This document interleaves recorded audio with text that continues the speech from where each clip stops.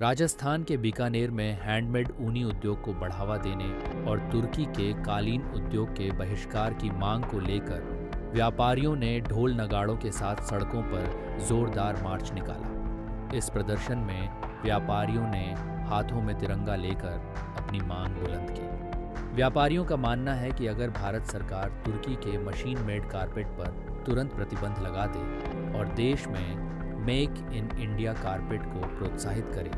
तो बीकानेर, पानीपत और भदोही जैसे इलाके कालीन उद्योग में अग्रणी बन सकते हैं। व्यापारियों ने सरकार से तुर्की पर पूर्ण प्रतिबंध लगाने और भारतीय उद्योग में रोजगार सृजित करने की दिशा में आक्रामक कदम उठाने का आग्रह किया।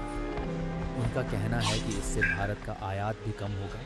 और स्थानीय कारीगरों को भी इसका लाभ मिलेगा, जिससे आर्थिक मजबूती आएगी। अगर कच्चे ऊन की बात करें तो तुरंत संबंध विच्छेद होना प्रैक्टिकली नहीं दिख रहा है, क्योंकि तुर्की की जो वूल है वो उसके आसपास के देशों की वूल आकर वहाँ पर स्कवरिंग प्लांट बहुत ज़्यादा है,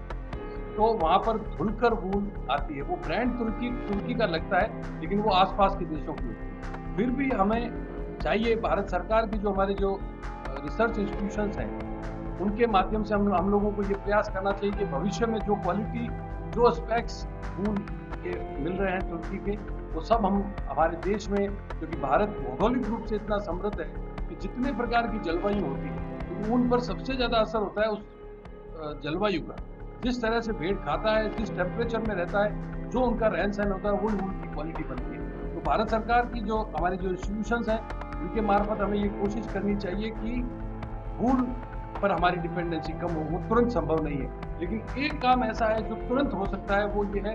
तुर्की का जो मशीन मेड कारपेट है, भारत सरकार अपने इंस्टीट्यूशनल बाइंग में अगर तुरंत उसको बैन कर दे और पूर्ण प्रतिबंध के बाद में देश में जो मशीन मेड कारपेट है उसको भारत सरकार प्रोत्साहित करना शुरू करे, तो बीकानेर, पानीपत,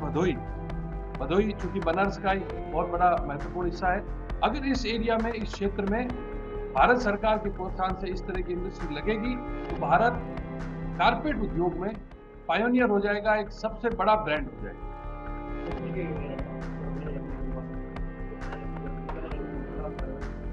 अभी नहीं लगता, मुझे नहीं लगता कि तुर्की के इस पर बैन लगा है। हमारी डिमांड है, हमारी मांग है कि सरकार इस पर अपना एक आक्रामक कदम उठाते हुए, जिस प्रकार बड़े देश हमें टैरिफों का धमकी देकर चुप करवाने की कोशिश करते हैं, भारत सरकार को भी चाहिए कि तुर्की जैसे छोटे से देश पर पूर्ण प्रतिबंध लगाकर भारत की इंडस्ट्री को, रोजगार को और भारत के आयात को कम करने की दिशा में काम करे। तुर्की में अगर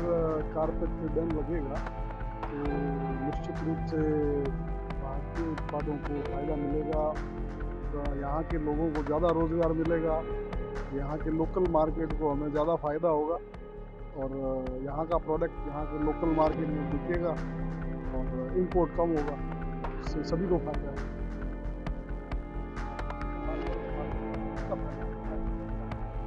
ये हैंडमेड प्रोडक्ट है, इसमें हमारा देश का श्रम लगता है। टर्की वाला तो मशीन मेड है, यहाँ के लोगों को रोजगार मिले, यही सबसे अच्छा है।